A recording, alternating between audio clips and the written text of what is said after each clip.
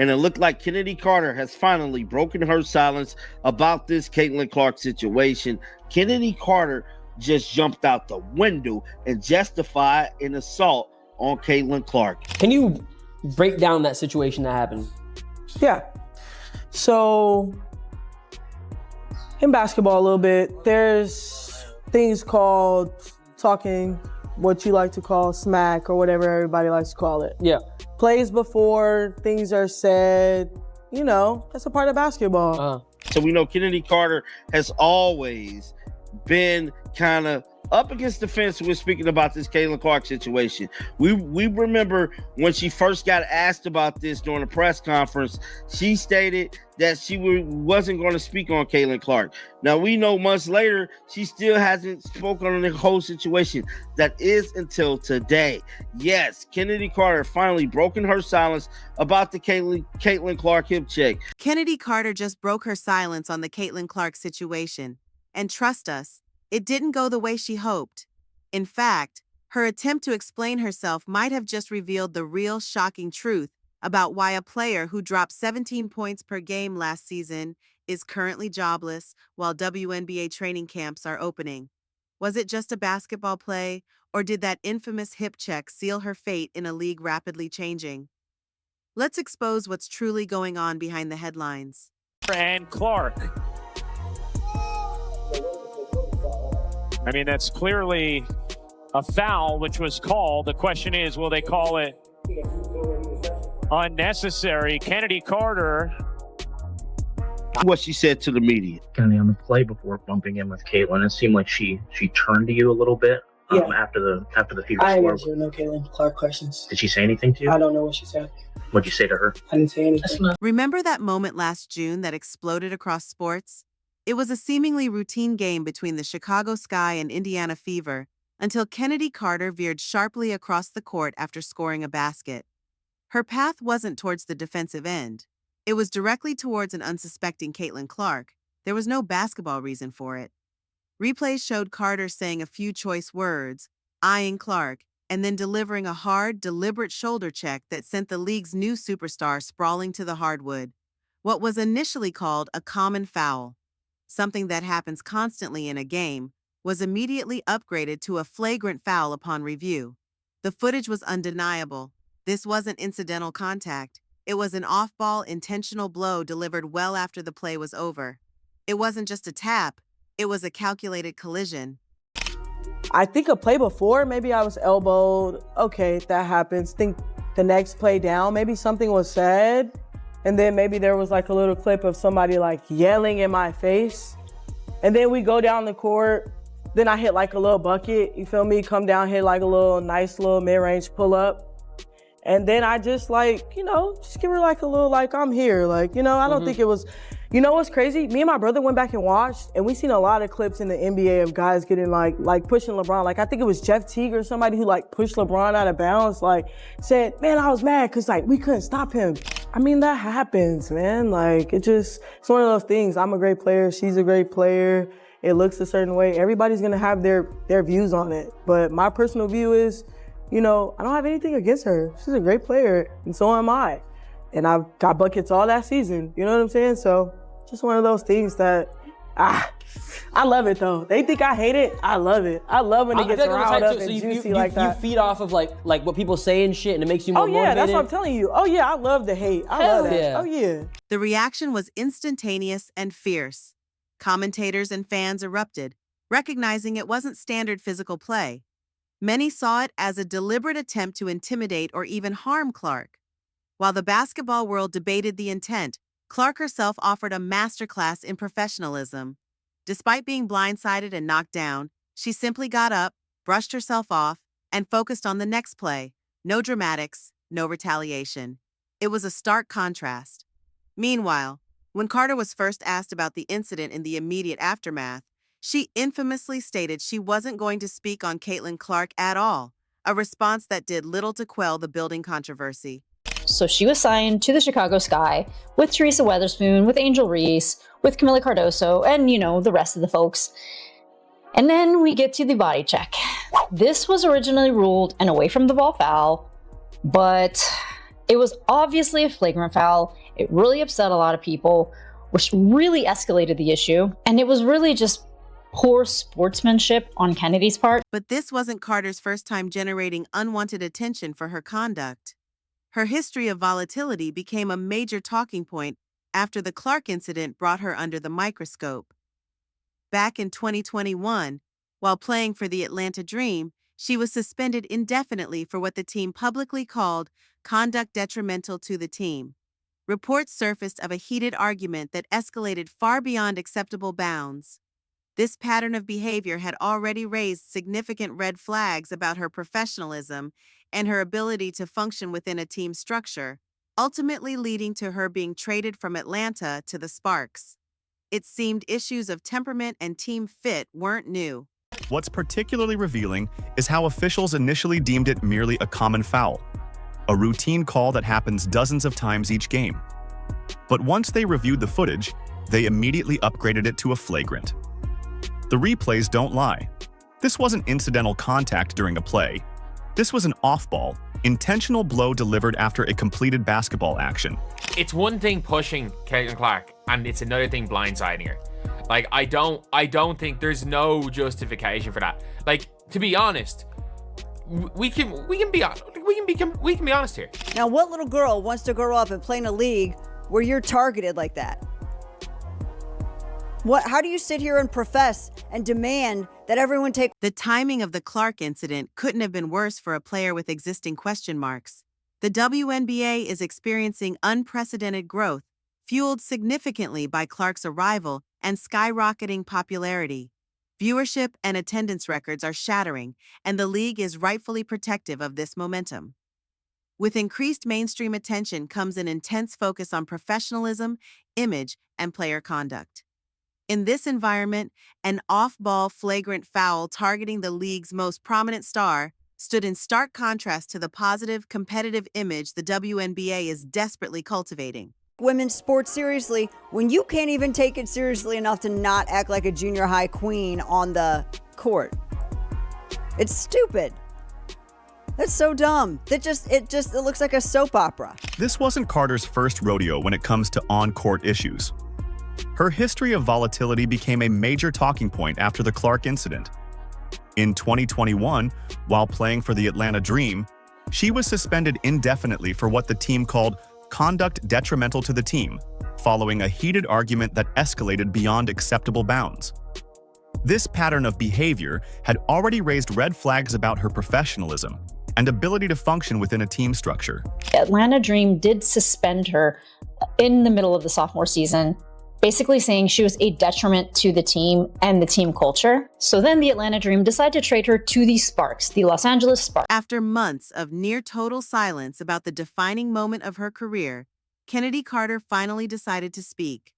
Just days ago, with WNBA training camps set to open and her own free agency prospects looking bleak, she sat down for an interview with streamer Neon. This was her chance to set the record straight, to offer her side of the story.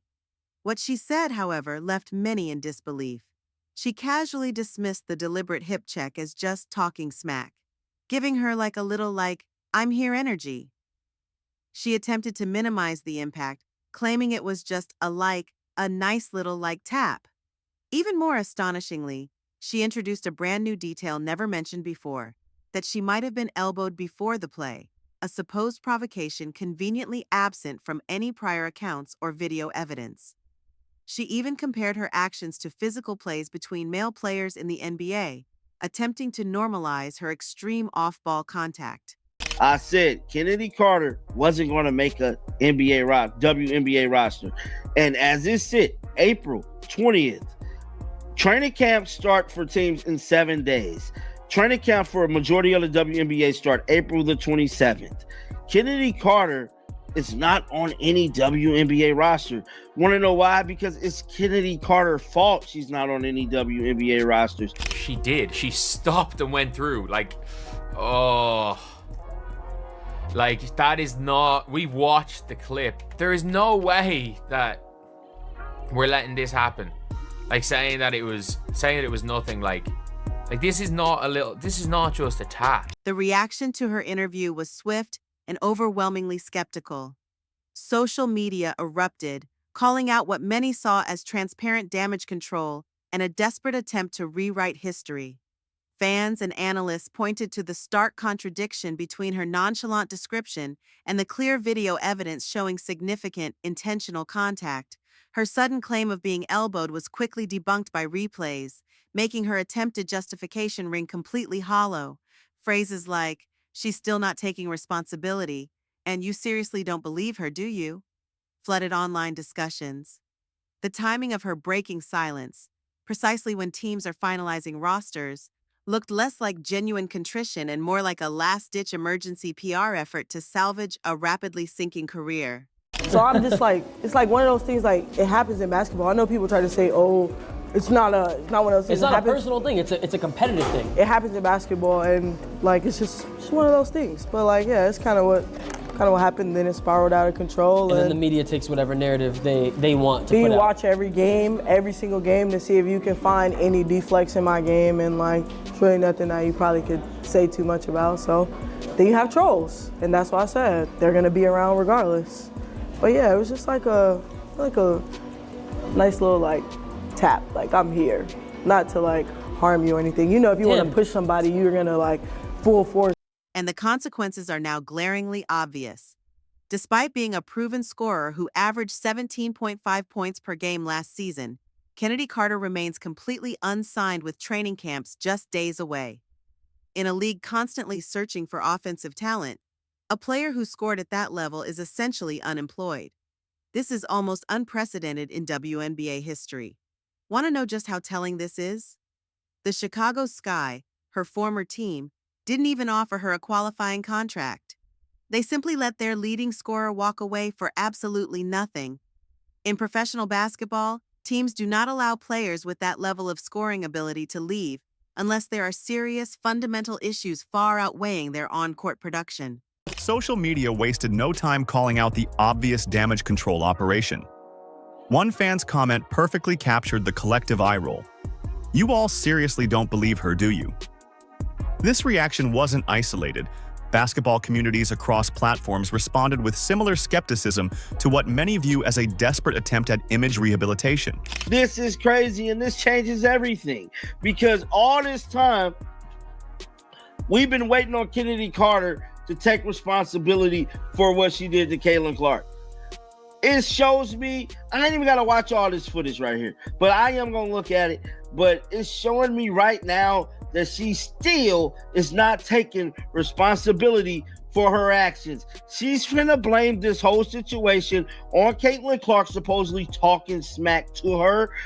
This is a bad look, bro. This is her pretty much begging for a team to pick her up. Oh, it's just part of basketball. That's not part of basketball, bro. What you did to Caitlin Clark, you can't justify that assault. Chennedy Carter just jumped out the window and justified an assault on Caitlin Clark. Her actions prove that no team is willing to bet their luck on her. Now, granted, she's a dominant scorer, excellent basketball player in certain aspects of the game, but her behavior on and off the court is making it look real shady for her to get picked up by a team. And there has not been a peep about anywhere that she could be landing in this free agency. So a lot of people, including myself, are wondering, is she worth the risk now? I mean, she can score with the lights out. I mean, she's pure offense, a pure shooting guard, scoring guard. An instant offense. But if you're a team, do you really want her on the team? I wouldn't. So why exactly is a player who can light up the scoreboard being shunned by every single WNBA team? It's become brutally clear it's not about her talent. It's about everything else. It's about the history of being deemed detrimental to the team. It's about the highly publicized, deliberate nature of the Clark incident. And crucially, it's about her repeated inability or unwillingness to take genuine accountability for her actions, highlighted by her recent interview where she attempted to downplay and justify the defining moment of her career. Teams are concerned about her impact on locker room chemistry, her perceived volatility, and whether she represents a risk to the carefully constructed environment needed for success. an anonymous WNBA executive didn't mince words when speaking to a reporter, stating teams wouldn't touch her with a 10-foot pole. This brutal honesty reveals just how toxic her reputation has become across the league. Teams aren't just worried about signing her. They're worried her presence could make it harder to attract and retain other players. I mean, good luck. Good luck. I don't know who's going to take her. I don't know what teams are going to take her. No, I don't think she's going to the Indiana Fever. I mean, yeah, bring her in after what happened. I don't think so. Come on. Cheer for your teammates, be a part of this team, and then ensues an altercation between the two where Chennedy Carter was sent to the locker room mid-game, of which afterwards, after the game, this is what has been reported. I guess Chennedy Carter wanted to fight Courtney Williams, like physically fight Courtney Williams, who backed away from this and was like, no way. So there was no actual physical altercation that happened. To an extent, like you can criticize, especially on the court, when somebody 100% cheap shots your favorite player. Like, there's a level of going at it. We all know with Chennedy Carter, it went way too far. Like, we can be honest here, it did go way too far with Chennedy. In this new era of the WNBA, marked by unprecedented growth and a spotlight on professionalism driven significantly by the very player Carter targeted, the league and its teams are sending a powerful, undeniable message. Talent alone isn't enough. Character, accountability, and being a reliable teammate who doesn't deliberately target opponents after the whistle are paramount. As Caitlin Clark prepares for her highly anticipated sophomore season, fueling the league's expansion, Chennedy Carter's absence serves as a stark reminder that actions, and the failure to take responsibility for them, can have career-ending consequences. Her attempt to rewrite the narrative didn't convince anyone. It only underscored why she remains on the outside looking in.